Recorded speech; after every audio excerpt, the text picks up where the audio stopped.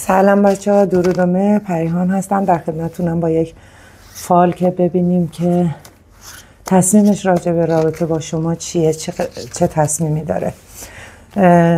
تاروت یا لنورماند رو انتخاب کنید، من براتون تفسیر میکنم.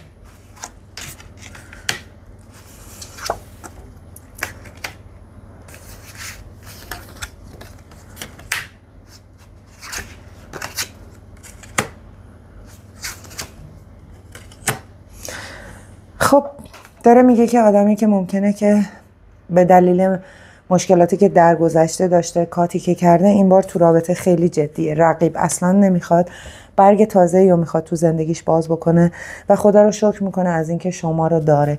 این رابطه رو جدی میخواد، همه چیز رو میخواد از نو شروع بکنه، حتی تغییراتی که در مورد خودش هست لازم باشه تو رابطه داشته باشه، چون کات قبلیش خیلی سخت بوده.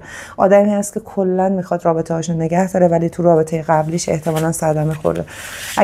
اگه بخوایم یه جمع‌بندی بکنیم، این آدم میخواد یک رابطه جدی با شما داشته باشه. بچه‌ای که کارت لنورماند رو انتخاب کردن، ببینیم پارتنرشون قصدش از این رابطه چیه.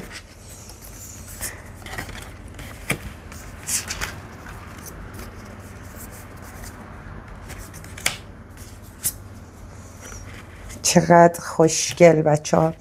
این آقا تصمیمش جدیه، ممکنه که قصد ازدواج یا یک رابطه جدی رو داشته باشه. سعی میکنه که تو مسائل مالی شما رو راضی نگه داره. آدمیه که بسیار مهربانه و دوستتون داره و یک رابطه لانگ و ریشه دار رو میخواد. این رابطه میتونه خیلی محکم و خوب باشه.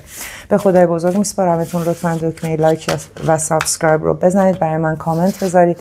در پناه خدا.